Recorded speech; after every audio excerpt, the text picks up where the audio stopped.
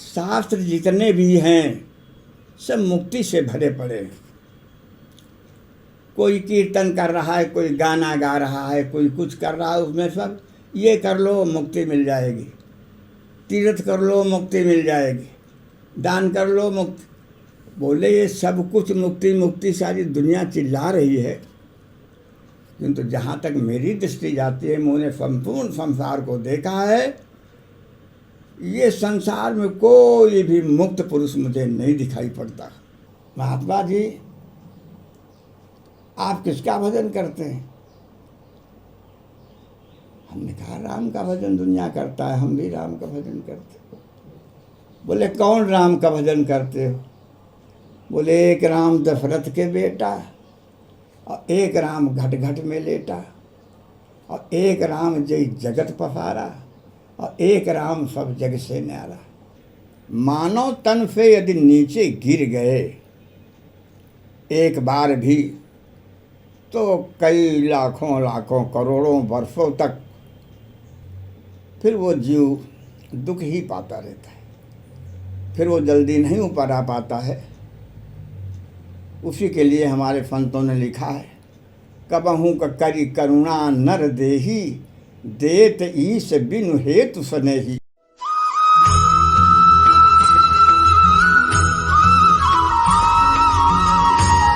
आप सभी प्रेमियों को जय श्री राधे राधे। प्रेमियों, अभी हम श्री जी कृपा से महाराज जी के चरणों में आ गए हैं, और ये पीछे आप देख रहे होंगे ये दृश्य है पहाड़ों के और जंगल के, यानी कि यहाँ पे महाराज जी अनेकों वर्षों से रहकर अपनी भजन साधना कर रहे हैं। और ये श्री जी की कृपा है कि कभी कभी समय समय पर महाराज जी का मार्गदर्शन, सत्संग और सीधे सीधे कहें ना उनकी शिक्षा हमें मिल पाती है। तो प्रेमियों, अभी महाराज जी के चरणों में चल रहे हैं। ये कुटिया है, आप दर्शन कर लीजिए। आप भी मानसिक रूप से दंडवत करें प्रेमियों। श्री राधे। महाराज जी राधे श्याम, राधे श्याम। आ जाए महाराज जी। जय राधे श्याम महाराज जी। जय दंडवत प्रणाम बाबा। कैसे हैं महाराज जी? आपको स्वास्थ्य कैसा? ठीक है, सब ठीक है, बढ़िया। जय श्री राधे राधे। श्री जी की ये परम कृपा है कि समय समय पर महाराज जी का मार्गदर्शन हमें आपको मिलता है। ऐसे भागदौड़ भरे और ऐसे आधुनिक संसार में हमें अपनी जड़ों को सींचने का अवसर मिलता है कि कैसे उन्हें रोपा जाए, कैसे उन्हें सींचा जाए, ताकि एक वृक्ष बने छायादार, फलदार और एक सहृदय वृक्ष बने। तो ठीक उसी कड़ी में जैसा पहले समय समय पर महाराज जी का मार्गदर्शन, सत्संग हमें आपको मिला है, तो उसी कड़ी में पुनः महाराज जी के चरणों में आए प्रेमियों। आप सभी का बहुत बहुत स्वागत है। ये श्री जी की परम कृपा है, ठाकुर जी की परम कृपा है कि ऐसे वृद्ध संत और ऐसे अनुभवी और महान संत हमें मार्गदर्शन देने के लिए आज भी संसार में अवतरित होते हैं। तो उसी कड़ी में प्रेमियों कुछ जिज्ञासाएँ हैं जो कहीं ना कहीं आपके हमारे हृदय में बैठी हुई हैं, हमारे आध्यात्म जगत को लेकर, भक्ति मार्ग को लेकर। तो ऐसी कुछ जिज्ञासाओं को लेकर प्रेमियों आप भी एक बार महाराज जी को मानसिक रूप से दंडवत करें। आइए, दंडवत प्रणाम बाबा। तो महाराज जी, अभी जो वर्तमान स्थिति ऐसी है कि ये जितनों कछु अभी जानवे को मिलो है, तो वहाँ में महाराज जी थोड़े से असमंजस में हम आ गए हैं। पारिवारिक जिम्मेदारी लेके और आध्यात्म यानी भक्ति मार्ग में चलवे के काजे, दोनों में थोड़ा सा हम या तो चयन नहीं कर पा रहे हैं या फिर दोनों ने एक साथ संभाल नहीं पा रहे हैं। तो थोड़ा भक्ति मार्ग पे बाबा हमें इतनी कृपा करो कि अपने भक्ति मार्ग कैसे एकदम साफ सुथरा बनावे और बिना काऊ राग द्वेष के और बिना काऊ चिंता के और बिना किसी द्वेष भाव के यहाँ पे चल सकें। भैया ये अमर लोक नहीं है, ये मृत्यु लोक है। थोड़े दिन पहले हम इस संसार में नहीं थे, जाने कहाँ थे, और थोड़े दिन बाद फिर हम चले जाएंगे कहीं, पता नहीं कहाँ जाएंगे। वेद की ऋचा भी कहती है ऋग्वेद में, कौन जानता है कौन कहाँ से आया है, कौन कहाँ जाएगा। ये ऋग्वेद की वाणी है। किंतु फिर भी वेदों ने जीवन को सुधारने संवारने की व्याख्या की है, बताया है मनुष्य जीवन कैसा है, कैसे रहना चाहिए, कैसे चलना चाहिए। तो माया में तो सब संसार ही है। अब इसी में देखो, लोग आते हैं थोड़े दिन के लिए और कुमार्ग में चले जाने पर क्या क्या उनके जीवन में होता है। उनका जीवन यानी मनुष्य जन्म लेना ही व्यर्थ हो जाता है। लड़ाई झगड़ा, गोली बारूद, कचहरी मुकदमा, काला पानी, फांसी आदि की सजा, ये सब देखो मनुष्य का धर्म नहीं है। बाकी अब ये माया के हैं, अजय शत्रु हैं माया के। ये काम क्रोध लोभ मोह मद मत्सर अहंकार अजय शत्रु हैं। इनको विजय इन पर नहीं प्राप्त की जा सकती, किंतु किया है हमारे संत महापुरुषों ने। इनको एक तरफ घरिया के धर दिया है और अपना भविष्य, अपनी आत्मा का कल्याण करने के लिए कांच की रच बदले फटले ही, कर फे डारी परस मर दे। धन दौलत संपत्ति और ये संसार सब क्या है, इसको कांच की रच बतलाया हमारे महापुरुषों ने, ये और कुछ नहीं। और ये मानव शरीर रूपी ये पारस मणि है, ये पारस मणि, इसको व्यर्थ नहीं गंवाना चाहिए। जैसे आपने कहा कि संसार में पढ़ के भक्ति मार्ग को और उसको दोनों को कैसे अपनाएं। तो बच्चा माया का तो शरीर है, घर है, गृहस्थी है, ये सारा संसार ऐसे चलता है। इसमें ही रहते हुए हमारे महापुरुषों ने ईश्वर की प्राप्ति की है, ईश्वर को सामने खड़ा किया है, ला करके उनके दर्शन किए हैं, मन मानी वरदान मांगे पाए। तो हमारा कहने मतलब यही है कि घर गृहस्थी संभालते रहो, करो। पेट भरने की विद्या है ये कमाई की, तो इसको धर्म अधर्म, अरे धर्म से पेट भरो, ना धर्म करो। कोई ज़रूरी है धर्म हम करें? क्यों अधर्म करते हैं? बड़ा बनने के लिए अधर्म करते हैं। बाकी भैया बड़ा कोई नहीं हो पाता। बड़े बड़े लोग बंदूकों के साए में सो रहे हैं, उनको रात दिन शांति नहीं है, चैन नहीं है, और थोड़े दिन को आए हैं संसार हाँ में पड़े हुए बेचारे, क्या करें। देखो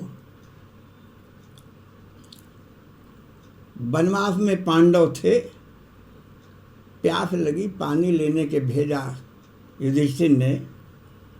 चारों भाई गए और वहीं जाके मूर्छित हो गए। अंत में युधिष्ठिर गए। युधिष्ठिर जल भरने लगे, आवाज आई, रुको, तुम कौन हो? क्या धर्मराज युधिष्ठिर तो नहीं हो? बोले हाँ, मैं धर्मराज युधिष्ठिर हूँ। आप कौन हैं? बोले मैं यक्षराज हूँ, ब्रह्मा का पुत्र। मुझे मेरे पिताजी ने ही तुम्हारे पास भेजा है। क्यों भेजा है? बोले देखो धर्मराज जी, ये चारों भाई तुम्हारे मूर्छित पड़े हुए मरे नहीं। मैंने अपने पिताजी से कोई बात पूछी थी, तो उन्होंने वो बात का सत्य जानने के लिए आपके पास भेजा है। उन्होंने कहा है कि धर्मराज कभी झूठ नहीं बोलते, वो जो भी वाणी करते हैं वो यथार्थ होती, सत्य होती। इसीलिए मैं आपके पास आया हूँ। आप यदि मेरे प्रश्न का उत्तर दे देंगे तो जल भर लीजिए, आराम से पीजिए, अपने चारों भाइयों को साथ लेके चले जाएंगे। और यदि आप उत्तर सही नहीं देते हैं तो जो दफा इनकी है वही तुम्हारी हो। धर्मराज युधिष्ठिर ने कहा कि बोलो भाई, तुम ब्रह्मा के पुत्र हो, यक्षराज हो, क्या कहना चाहते? बोले धर्मराज जी, मैंने देखा है कि शास्त्र जितने भी हैं सब मुक्ति से भरे पड़े हैं। कोई कीर्तन कर रहा है, कोई गाना गा रहा है, कोई कुछ कर रहा है, उसमें सब ये कर लो मुक्ति मिल जाएगी, तीर्थ कर लो मुक्ति मिल जाएगी, दान कर लो मुक्ति। बोले ये सब कुछ मुक्ति मुक्ति सारी दुनिया चिल्ला रही है, किंतु जहाँ तक मेरी दृष्टि जाती है, मैंने संपूर्ण संसार को देखा है, ये संसार में कोई भी मुक्त पुरुष मुझे नहीं दिखाई पड़ता।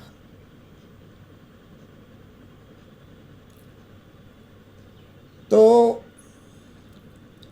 मेरा पूछना है आपसे कि ये मुक्ति नाम की कोई वस्तु है संसार में, या यूं ही लिखी पड़ी है, झूठी पूरी शास्त्रों में गढ़ दी गई? धर्मराज बोले है मुक्ति। यक्षराज जी मुक्ति है। बोले मुक्ति है, तो मुक्ति है तो आप कृपा करके ये भी बताइए कि ये कहाँ है, दिखाई क्यों नहीं देती? बोले प्रत्येक मनुष्य के हाथ में है।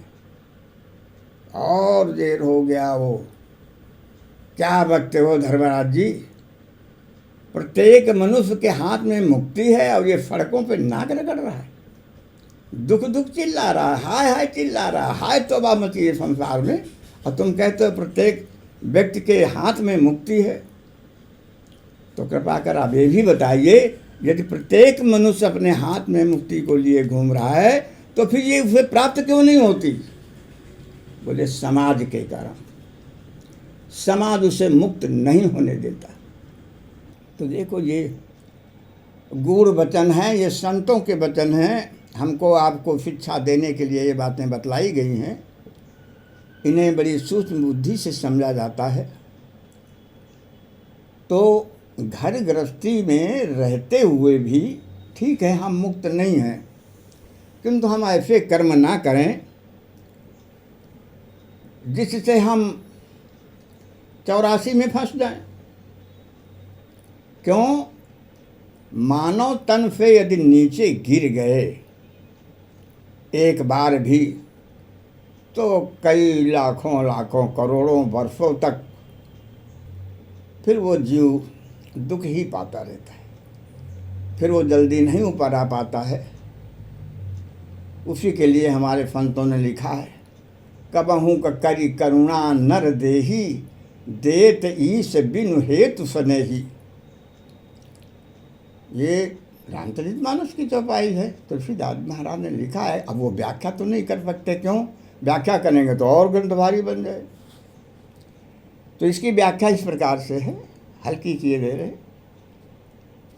कहते हैं जो जीव 84 लाख योनियों में चला गया, नीचे गिर गया, मनुष्य योनि से नीचे गिर गया तो 84 में चला गया, तो वहाँ तो कर्म है नहीं, धर्म है नहीं, वहाँ तो भोग मात्र हैं।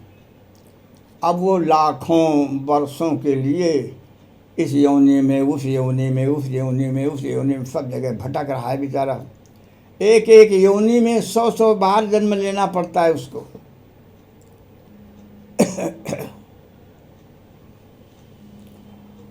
फिर इस तरह से बोला गया है कि जब वो जीव सब योनियों 84 लाख योनियों में भ्रमण करके और अंत में हो जाता है यमपुर में, तो वहाँ आदेश होता है कि जिन जीवों ने 84 को भोग लिया हो एक लाइन में खड़े हो जाएं, और जिनकी अभी बाकी है वो एक तरफ खड़े हो जाएं। तो जिनकी बाकी है वो तो पुनः 84 में जाएंगे, और जिन्होंने पूरी कर ली है 84 को, भगवान उन पर प्रसन्न होते हैं, खुश होते हैं, उनकी गलती को माफ़ करते हैं। कबहू करी करुणा नर देही, देत ईश बिनु हेतु फने। यद्यपि उनके कर्म ऐसे नहीं है कि उनको मानव जन्म दिया जाए, किंतु भगवान उन पर कृपा करते हैं। उनके दुखों को देखकर भगवान स्वयं दुखी होते हैं कि मैंने इस जीव को आनंद लेने के लिए बनाया था, आनंदित होने के लिए बनाया था, आनंद से रहने के लिए, किंतु ये इतना मूर्ख निकला कि 4 दिन के जीवन को इसने भविष्य बर्बाद कर दिया, नष्ट कर दिया। चलो अब ये 84 या लाख योनियाँ भोग चुका है, अब इसको पुनः हम अपनी तरफ से मानव जन्म देते हैं, फिर जाके ये अपने को संभाल ले। तो यही लिखा हुआ है, कबहू कर करुणा नर देही देत ईश बिन हेतु से। तब लिखा है, बड़े भाग मानुष तन पावा सुर दुर्लभ सद ग्रंथन गावा। देवता भी वहाँ बैठे जब मनुष्यों के कर्तव्यों को देखते हैं तो कहते हैं, अब की बार यदि मैं भी मनुष्य हो गया तो अब की मैं ऐसा कर्म करूँगा कि स्वर्ग भी छोड़ के ऊपर के लोगों को प्राप्त कर लूँगा, मैं ऐसे कर्मों को विधान करूँगा। तो ये सब व्याख्या आई हुई हैं भैया। तो देखो जहाँ तक बन सके। अब वैसे आप लोग तो बढ़िया सुंदर पर लोग संभाल रहे हैं, भविष्य संभाल रहे हैं। संतों की सेवा करना, गरीबों की सेवा करना, और ये सब जो कुछ कर रहे हैं आप, ये बहुत पुण्य का कार्य है। और उनकी आत्माएं तुमको लाख लाख दुआएं देंगी। आप लोग नीचे नहीं रह जाएंगे, ऊपर जाएंगे। अब बात रही गृहस्थी की, तो बच्चा गृहस्थी चलाने के लिए कुछ धन चाहिए, पैसा चाहिए, तो ये तो करना ही पड़ेगा। ये करना कोई बुरा नहीं। भगवान ने सब वस्तुएं तुम्हारे लिए बनाई हुई हैं। खूब कमाओ, खूब खाओ, करो, किंतु अधर्म को बचाए रहो। हमेशा ध्यान रखो कि हमारी आत्मा का कल्याण होना चाहिए और अधम गति में हम न पहुँचें, क्योंकि जीवन बहुत थोड़ा होता है, बहुत नहीं होता, लगता है बहुत। तो अब हम तुम्हें थोड़े दो एक सूत्र और दे देते हैं। कारण ये है कि वेदांत का गहन विषय है। यदि हम उसको लेते हैं तो समझ नहीं पाएंगे आप लोग, क्या पब्लिक बहुत नहीं समझ पाएगी। बहुत कम मनीषी लोग ऐसे होते हैं जो उसको समझ पाएंगे। इसलिए हम वहाँ न जा कर के 2-3 सूत्र यहीं पर बोले दे रहे हैं। बड़ी कृपा होगी। एक बार की बात है कि ये गुरुपूर्णो जो होती है, एक गुरु भाई थे हमारे, उनके आश्रम में हमें जाना पड़ता रहा है। अब जब चल नहीं पाते तो नहीं जाते, नहीं वो लोग बुलाते। एक होता है तो वहाँ एक विधायक जी आए हुए थे, वो सपा के विधायक थे शायद।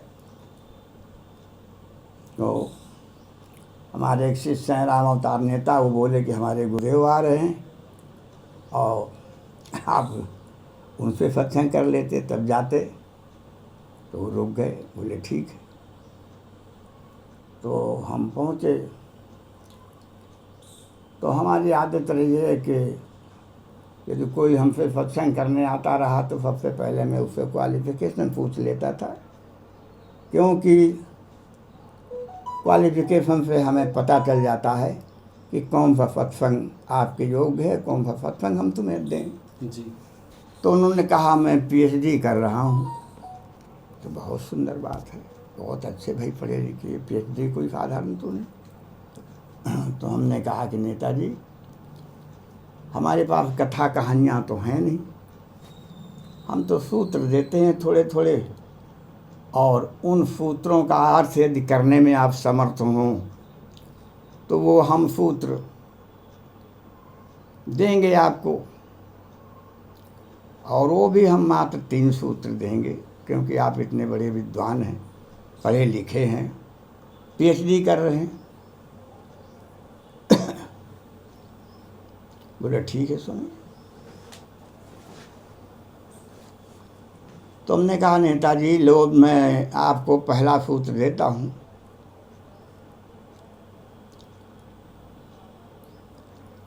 गांधी जी के एक अंग्रेज मित्र ने, जब गांधी जी अकेले बैठे थे तब उसने सवाल किया कि गांधी जी, उनका मित्र थे तो उनका नाम लेके बोले कि आपका जीवन तो धन्य हो गया, आपने ऐसे कर्म किए कि जिससे आप राष्ट्रपिता बन गए। आपको विश्व जानता है, सब लोग बापू कहकर पुकारते हैं आपको। बोले हाँ भैया, कहते तो हूँ। तुम क्या पूछना चाहते? बोले हम ये जानना चाहते हैं, प्रथम तो मैं खुद जानता हूँ कि आप प्रसन्न हैं। जो आदमी इतना प्रतिष्ठित हो वो क्यों नहीं प्रसन्न होगा। बाकी हम ये जानना चाहते हैं, क्या आपको भी अपने जीवन से कोई शिकायत है। गांधी जी थोड़ी देर के लिए चुप हो गए और अंत में उन्होंने कहा, मित्र आपने ठीक कहा, मैंने बहुत ऐश्वर्य बटोरा है, देश को आज़ाद कराया, तमाम जनता दुखी थी उसको सुखी बनाया, ये सब कुछ किया, मैं प्रसन्न हूँ इस बात से। बाकी हमको एक महान कष्ट हुआ। बोले वो कष्ट क्या है। गांधी जी ने कहा, मित्र मैंने बैरिस्टरी छोड़कर लंगोटी लगाई थी परमात्मा के भजन के लिए, सो मैं भजन नहीं कर पाया ईश्वर का। बस यही मुझे अफसोस कि मैं लंगोटी पहनकर भी दुनियादारी में पड़ा रहा, संसार में पड़ा रहा, भौतिकवाद में पड़ा रहा और भगवान का भजन नहीं कर पाया, ये मुझे घोर अफसोस। हमने कहा, नेताजी मेरा पहला सूत्र समाप्त हो गया। नेताजी वो बैठे थे, हमारे एक शिष्य थे, बोले स्वामी जी पीएचडी वालों के लिए आपने ये सत्संग दिया। हमने हाँ, ये पीएचडी वालों के लिए सत्संग है। वो इस सूत्र को हमारे समझने की चेष्टा करें और जानें। और हमने कहा आप दूसरा सूत्र लीजिए। आप दूसरा सूत्र हम तुमको ये देते हैं कि एक संत विनोबा भावे नाम के संत हुए हैं, जो भूमि का दान लेते थे, रईसों से भूमि का दान लेकर के गरीबों को भूमि बांटते थे। उनका नाम विनोबा भावे उनको कहते थे।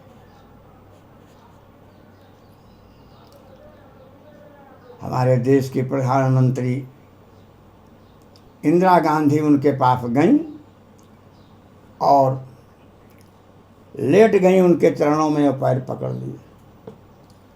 अब लेटी हैं वो पैर नहीं छोड़ रही,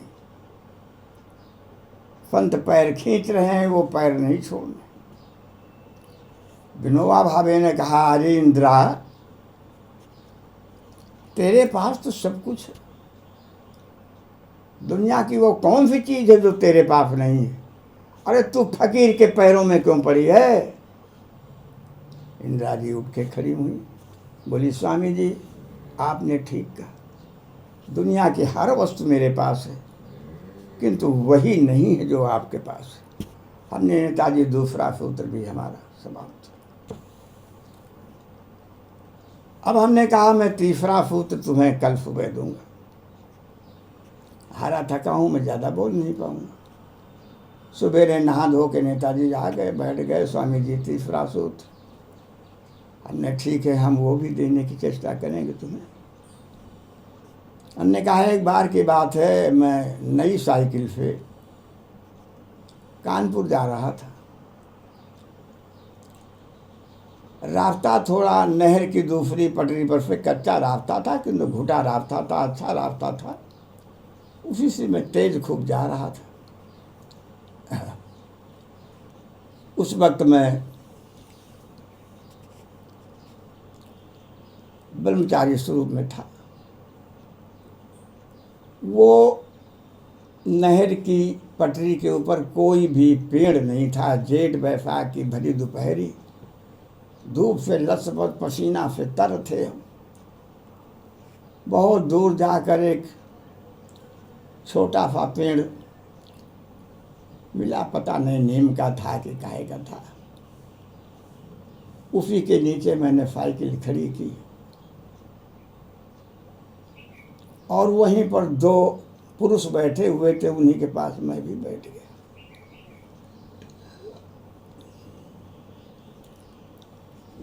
वो दोनों पुरुष नवयुवक थे।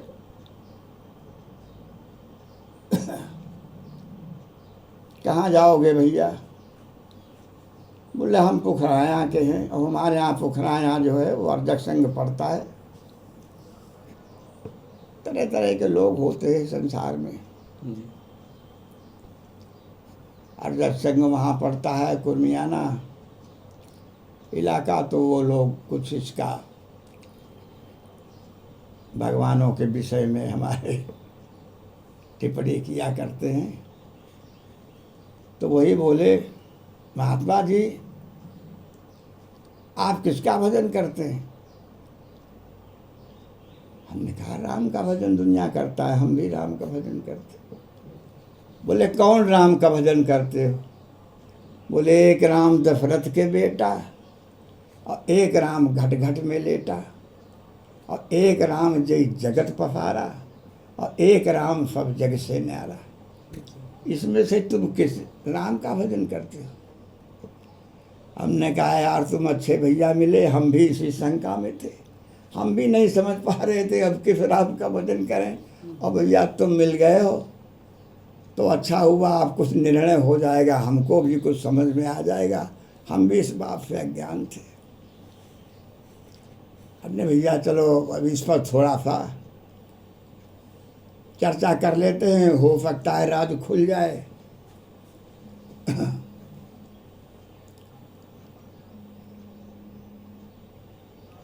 जब उन्होंने पोखराया का बताया और ये प्रश्न उन्होंने हमारे ऊपर किया, प्रश्न तो हम समझ गए कि अर्जक संघी जो लोग हैं जो राम का इनका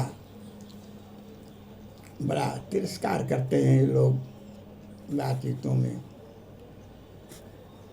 जैसे वो नेताजी को ही हमने देखा था कि वो नेताजी भी बसपा के थे और राम अवतार का उनका सत्संग हो रहा था, राम रावण का युद्ध चल रहा था, उसी के ऊपर उनकी बड़ी टिप्पणी हो रही थी। तो हमने जाते उनसे कहा था कि भैया क्यों तुम परेशान हो? वो राम और रावण का समाज तुम्हारा संसारिक समाज नहीं है, तुम अपने लोगों से मिलान उनका करते हो। वो पूछ रहे थे कि बाल सुग्रीव के पूंछ लगी हुई थी, बाल सुग्रीव बानर नहीं थे, बोले इनके पूंछ लगी हुई थी और इनकी नरियन के पूंछ काहे नहीं लगी हुई थी, तारा रानी वगैरह। इस प्रकार के तर्क कर रहे थे। हमने कहा देखो भैया इस पर बहस करने की जरूरत नहीं है।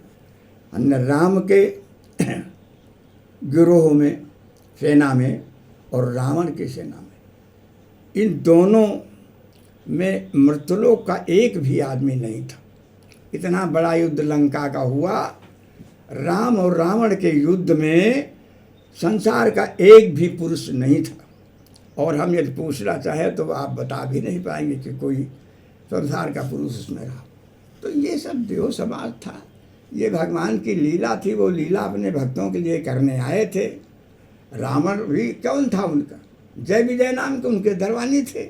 वो सब पूरा समाज वहीं के ऊपर का आया था पृथ्वी लोक में, और वो लीला अपने भक्तों के लिए करके चले गए। क्योंकि हम लोग अब उनके गीत गाते हैं, उनके गुण गाते हैं, उनके चरित्रों का गान करते हैं। अगर वो ना आए होते, ना गुणान बात करते, तो आज हम किसके गुण गाते? वही होता है, इश्क के गुण गाते, राजा महाराजाओं के गुण गाते, यही करते। भगवान के गुण कहाँ गाने को मिलते? तो हमने इस पर बहस करने की ज़रूरत नहीं। तो हम समझ गए कि ये अर्जक संघी लोग हैं।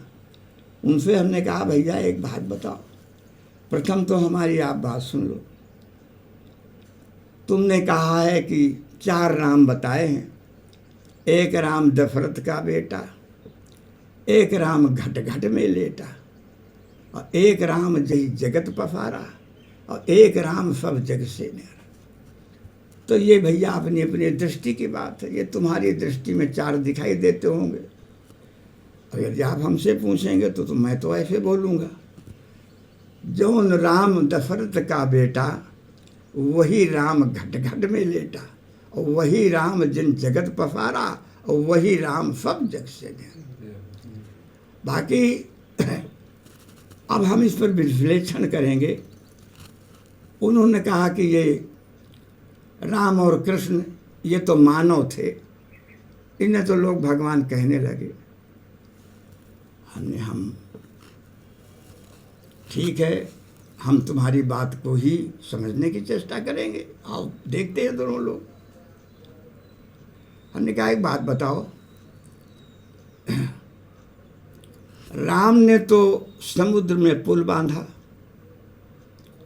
भगवान ही थे जिन्होंने पुल बांधा ना, समुद्र में कौन पुल बांध सकता है। और अगस्त मुनि ने समुद्र को पी लिया था, जाह्नवी ऋषि ने गंगा जी को अपने पेट में भर लिया था, कन्हैया जी ने तो एक गिरवर 7 कोस का वही उठाया था, और रावण ने तो कैलाश को उठा लिया था, हिरणाक्ष ने पूरी पृथ्वी को समेट कर पाताल लोक में गाड़ दिया था। तो हमने कहा ये रावण हुए, हिरणाक्ष हुए, अगस्त जी हुए, और भी ऐसे बहुत बहुत वीर पुरुष हुए हैं संसार में, पृथ्वी के ऊपर, उन्हें ईश्वर की संज्ञा क्यों नहीं दी गई? क्यों? राम और कृष्ण के चरित्र इतने बड़े नहीं है जितने बड़े चरित्र उनके रहे। हमारे मधुकैवट को देखिए, उसने ललकारा जा करके भगवान विष्णु को क्षीर सागर में, और विष्णु जी उसका कुछ नहीं कर पाए, किंतु इन्हें भगवान का दर्जा नहीं दिया गया।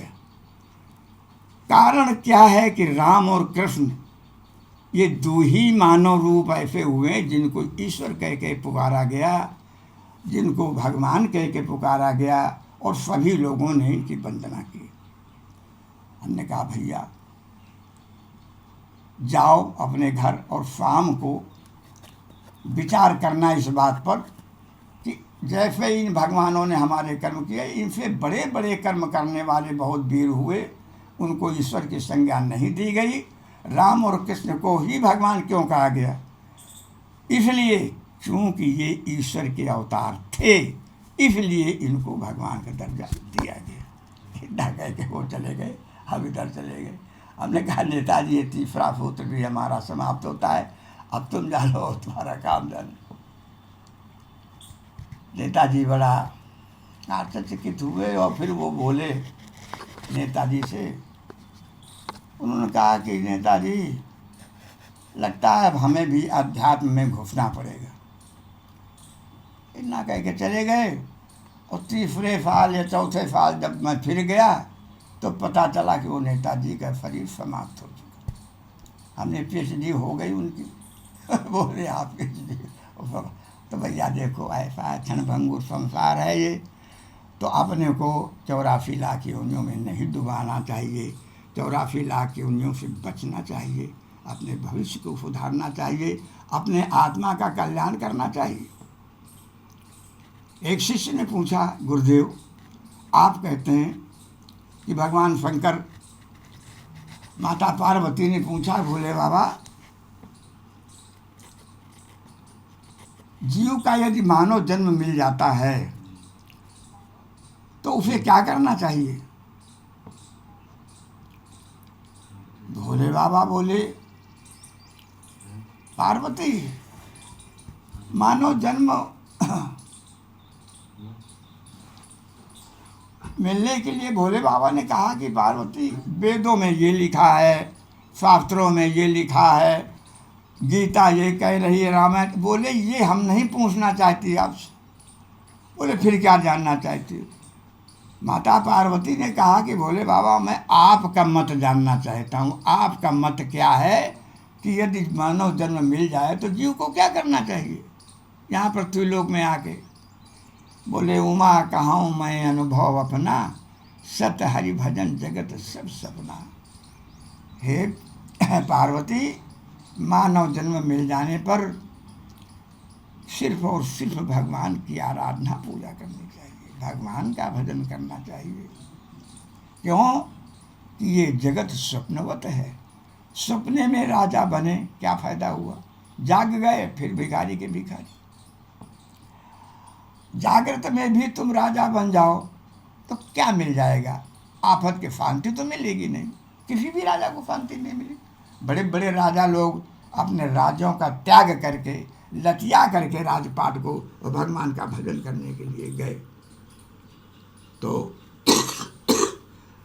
उसने पूछा, गुरुदेव मानो अब हम आपकी शरण आ गए हैं, हम आपके शिष्य हैं, आप हमें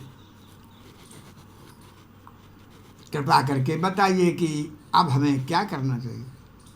बोले सिर्फ और सिर्फ भजन करना चाहिए। तो सब शिष्य जो है चुपा रहे, बोले कि ठीक है, गुरुदेव का आदेश है कि भजन करो भैया, भजन करेंगे।